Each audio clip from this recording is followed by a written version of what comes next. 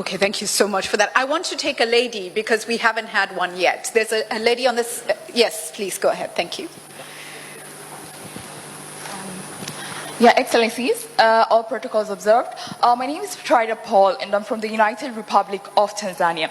I actually represent the African Union Commission Youth Advisory Council appointed by His Excellency Musa Faki. My recommendation actually towards too much lamenting and finding solutions will be how do we invest in the young people, the young generation that currently is coming up with tangible solutions. We have a lot of young people who are turning waste management to produce charcoal. All the waste that has been sent into dustbin, trash cans, there are a number of young people who are actually using it to create charcoal, which saves up the firewood and the trees that are going to be cut down and burned down to still preserve our natural resources. My other recommendations will be how do we diversify the approach of carbon solutions to protect our natural resources while mitigating climate change. From educating rural communities and less in the cities, because still we have some people in the cities who are still not yet aware and that much educated, tapping onto what Mr. Ali Mafuruki said. Sorry if I mentioned your name wrong. It's actually the fact that we put so much investment to the elites in the cities and leave aside the rural communities where they are the majority who use charcoal, who have all this waste but still don't know how to best use it, how to best recycle it, how to best put it into use that we can still preserve our resources. Thank you. Thank you very much for that very good point. Can I take one more lady who's in this row, in this section? I think I see, is that Zuhura? Yes, thank you very much. Lady with a grey, yes, thank you. Hi, thank you very much, Julie. I want to go back to education. I think it's because I come from the background of education. But my solution, as we are looking for solution instead of lamenting, I think one thing we have to do is to go back to the traditional knowledge that was there as a protection of environment. I grew up around Kilimanjaro area. As a small child, you are taught from infancy, or when you start to love your brother, so you don't do that. So I think where we have gotten it wrong, it is when we have moved away from the traditional education. When we were protecting Mount Kilimanjaro without having anything undue pressure from the central government, it was known to the entire It was not known to the entire community what we are supposed to do when you go to the river. But that was taken away. That power was taken away from the communities. Taken away how? They were sent officers, natural resource management officers. They started selling our trees behind the back doors. And we were not even allowed to cut tree without having the permission from the traditional rulers. So I think as a solution, Africa, we have to really do introspection, go back and say, what have we lost from our traditional education system, which was very protective of our environment? We didn't have electricity, but we're not cutting down trees. Thank you very much. Thank you very much. Excellent, excellent point. I'll try to take a few more. So there's a lady over there, and I see a gentleman over here. Yes, so thank you. The lady in front first, and then we'll come to you, sir. Thank you. Thank you. Thank you very much. Good morning, Your Excellencies. My name is Clara Makenya. I'm with UN Environment. Yeah, I cannot agree more with the importance, they already said importance of education in addressing this natural resources management. And I can say from all angles, at all levels and in all aspects. And I would like just to point out on one specific aspect, especially in terms of educating and raising awareness with African political leaders. And this is on the natural capital accounting. And I would like to really emphasize that most of the times, indeed, there is no clear accounting of the ecosystem services that are brought about by, trees, for example. And my brother Ali just mentioned, and he gave us a statistic of $90 million used every day on pharmaceuticals. So if an African leader is really informed, given those statistics on how health is that much costly, then I believe environment and natural resources management would be given, their due weight. So it's not like the environment and natural resources management are put under the carpet, whereas we are, running after education, running after health, running after all other things. So I think it's really, the importance of natural capital accounting is really critical on this one. Thank you. Thank you. Thank you very much. There's a lady in the back. Yes. Yes. All right. Thank you. Thank you. That's very good. Another lady has been seen. Thank you, all your excellencies, protocol observed. My name is Sophie Mjema. I'm the District Commissioner of Ilala, where you are. Karibuni sana. Well, my question comes back to all of you, your excellencies. You had wealth of experience and knowledge, which now you're parting it with us.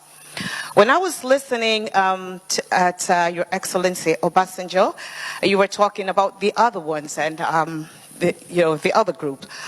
But I was trying to think that while you were in your term, while you were in leadership, was there any kind of mechanism which you came up with while you were doing these forums to help the Africans have the decisions when they get such problems? For example, the United Nations and the other countries, they've got their vote. Why shouldn't we have that in Africa? So in future that we don't have the problem what we have right now. Thank you. That was Thank you. I think I can start to answer the question that one of those mechanisms may be NEPAD, and maybe you can talk more about that, President Obasanjo. But before we leave the lady, who is a leader as well, please give her the mic back, just for a moment. Julie, why don't you allow me to yes. that now? Okay, thank you. But President Obasanjo wants to respond. I'll come back to you, please. Okay, right. And I have an accomplice that can join me in dealing with that. And let me tell, this is a true story. In the year 1999, I think, or 2000, President Thabo Mbeki, you will remember, the G7 that I've just met, they were meeting in Tokyo. And President Thabo Mbeki was representing non-aligned movement. He was the president of non-aligned movement. I was representing G77 plus China. We had a meeting in Havana, and I became the chairman for the first time.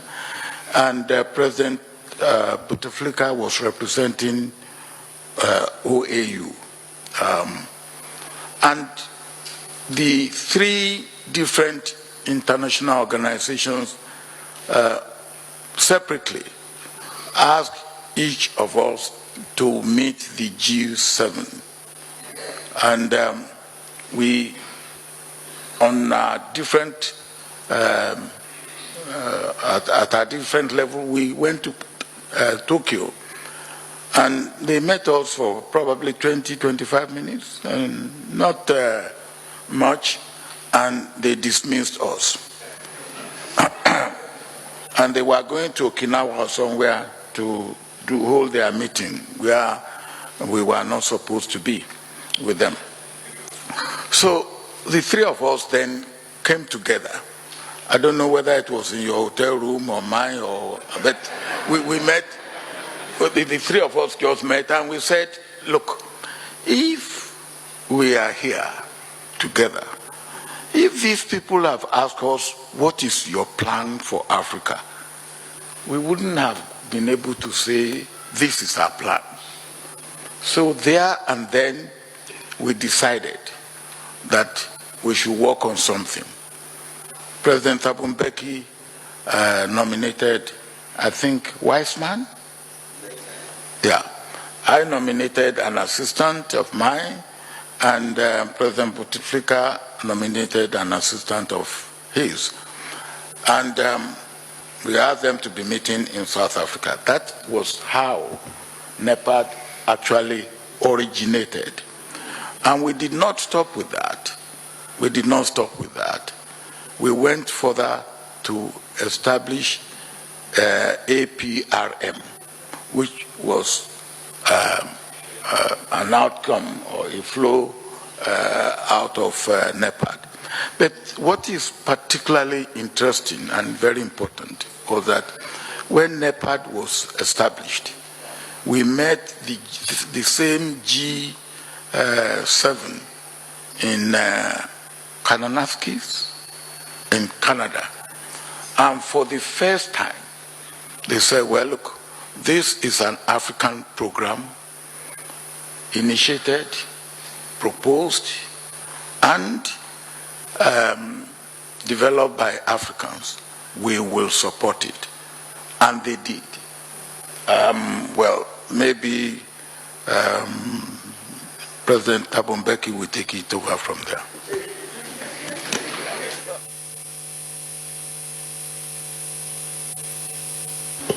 And the next, that was that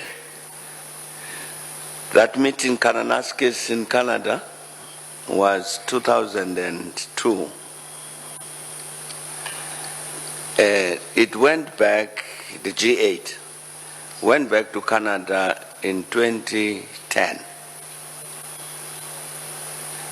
As President Obasanjo says, that they had in Kananaskis, they had agreed to support this African program, NEPAD, and agreed on what they called the G8 Africa Action Plan. Then we had a coordinating mechanism, joint mechanism between ourselves and G8 to follow up on the implementation of all of that. I'm saying the G8 went back to Canada 2010, that's 8 years later, and the G8 Africa Action Plan had disappeared. They had abandoned completely the commitment they had made in 2002. Still, to this day, it's never come back. That's our challenge. Yes, maybe, getting too effective, but it remains our responsibility. I realize NEPAD has now rebranded. It remains our responsibility. APRM is doing some incredible things on this continent, giving guidance to countries on their areas of strength and weakness. But we must do more. We must do more. To the lady, I had not left you yet. Can we give her the mic back? Because I have a question for you. So you've posed the question to our leaders, yes. and you are a leader yourself. That's so right. And I think this is the important thing, is each of us taking our space, taking our responsibility and taking ownership. Absolutely. So in your space, what do you see as the needs and how are you addressing them, and how can we maybe work together to make things more effective when it comes to natural resource management? Thank you very much for that question. Thank you. Actually, what I wanted to know is that leaders are there. They've got wealth and knowledge of experience which they had all this time. However, there is being an obstacle that we cannot decide to say, no, I'm not going to sign that, because there's a lot of pressure, and we still depend on them that we want our things to be sold or to be exported at that time. So I was trying to look as Africa, as the whole of Africa, what should we have? Put a mechanism whereby at any given time, when we want to decide something, for Africa, we should have one voice and nobody could say no to us. That's what I wanted to know. That's it. Thank you. Thank you. Thank you. That would be one of the most instrumental things we could do for the continent, is have one voice. Absolutely. Thank you. Okay, thank you. The gentleman, finally, I come to you. Thank you. Thank you very much. Thank you, Your Excellencies. For me, I have questions. But one of the things that has really been bothering me is Africa is the richest continent in terms of the resources, natural resources.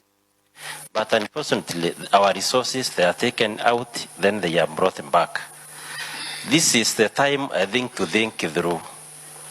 Our leaders, they are here. Those who have been our leaders from the beginning and those who are leaders today. Our resources, those Africans who to think outside the box after the independence, almost all of them, they were killed. All of them.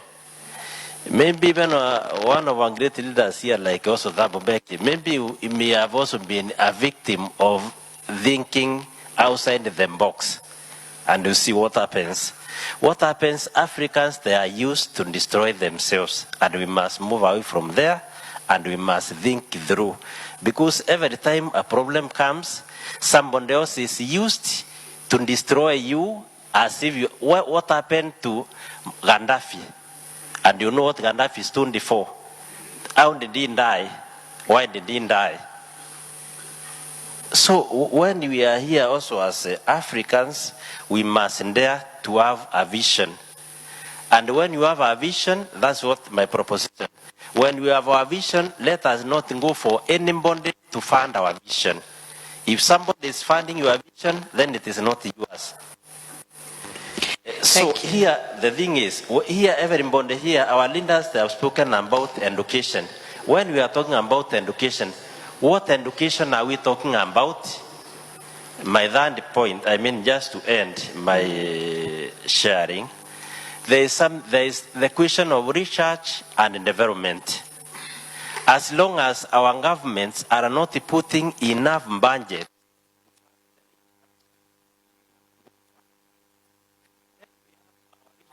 is the universities, our higher institutions of learning. What happens in our institutions of learning? I want to end, Julie. At that level, the professors, the doctors, people who are educated at that level, they do not, they are not funded well. So when people are there in the universities, instead of our professors taking time to think through, to come up with ideas, Please be upstanding for the arrival of His Excellency Dr. John Pombe Joseph Magufuli.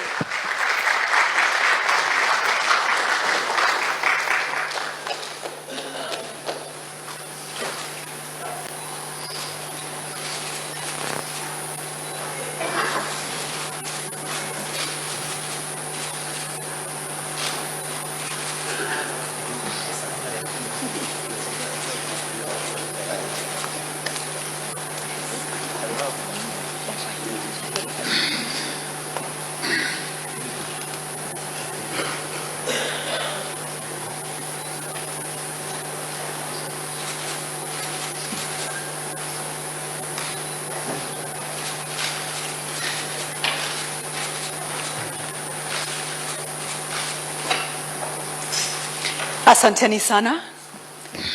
We may now be seated. Thank you very much. Thank you, Your Excellency, for joining us. It's a pleasure to have you with us. We will give you a summary of the discussions this morning. A young man over here was just winding up a call.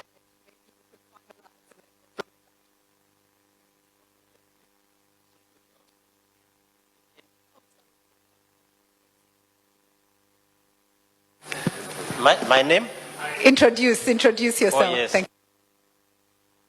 you. Joseph Ntoeruaki from Pan-Africa Climate Justice Alliance based in Nairobi. That is a continental civil society organization. So saying here for Africa, we need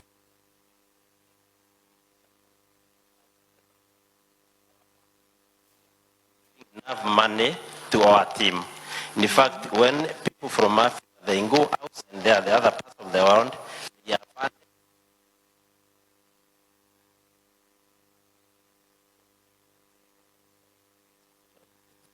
Spoke about the movement from within. Again, this is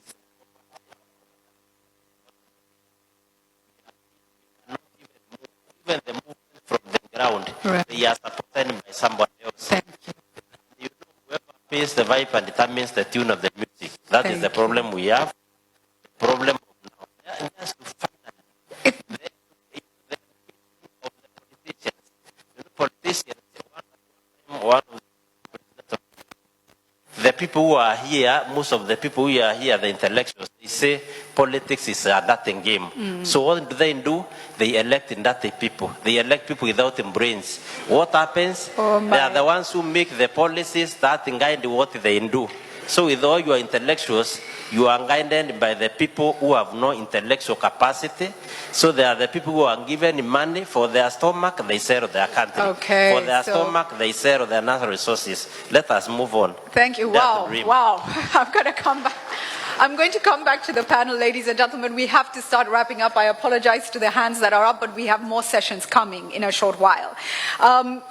On the Gaddafi issue which you have raised, we discussed this in our Peace and Security panel a few years ago, and it very passionately came out that mistakes were made and it should never have happened.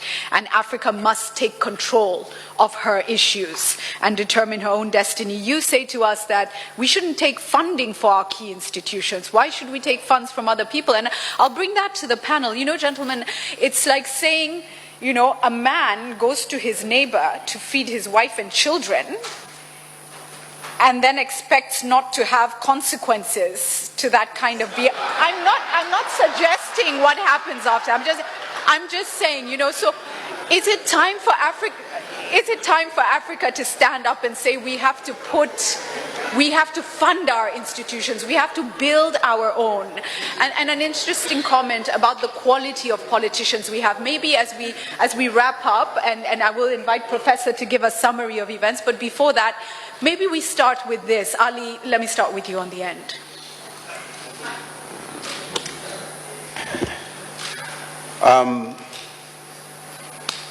I visited the AU head office in Addis for the first time 2 years ago. And it was around the time when we, as the private sector, were beginning to build a coalition to support the establishment of the Africa Continental Free Trade Area.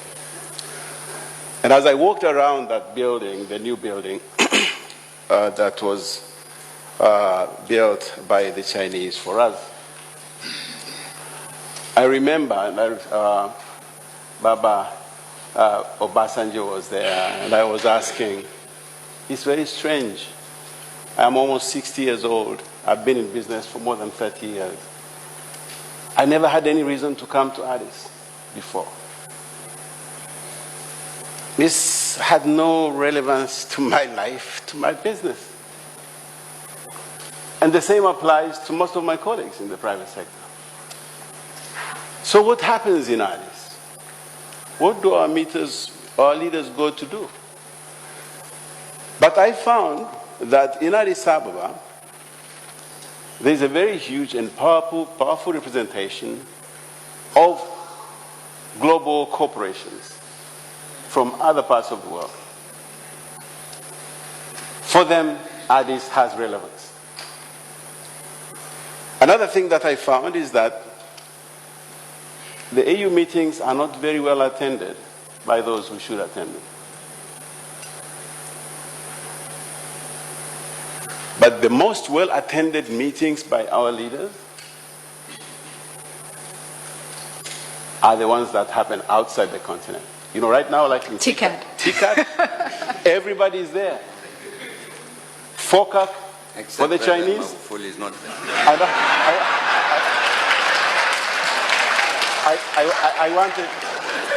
I wanted to reserve that for him. FOCAC, they are there. We've started receiving invitations for Turkey next year in Russia. And I know they're all going to storm there. They go to meetings in Brussels, but not to Addis. And when they go there, they don't have a lot of time to discuss much, and that's the reason probably we don't have any reasons to go there. So we do not have affinity to our own institutions. The AU is struggling for funding of its own daily operations. I'm told the employees, I was talking to some of the people who worked with President Kagame on the reforms, that the employees of the African Union, including the very senior ones, don't have a pension fund. And these are people who are supposed to be doing some very important work for us. Right. And because they don't have a pension fund, they spend most of their time traveling to get daily support allowances to fund themselves and their children. They have no future in this very important career. I was told also by people who worked on this commission that there is more than 1,400 formal resolutions of the heads of state of the AU that have never been implemented. They found during this study. And nobody follows up. So we have a problem of these broken institutions that we do not want to fund, that we do not care of. But Ali, if I may add, another thing that yes. you must add, yes. they create more institutions almost at every meeting. So now look at, Okay. but now look at the world. Look at how the world looks at us. Right. It's a conversation I'm involved in right now with some colleagues. Just asking myself, what the hell is going on? When we went to Addis a few months ago,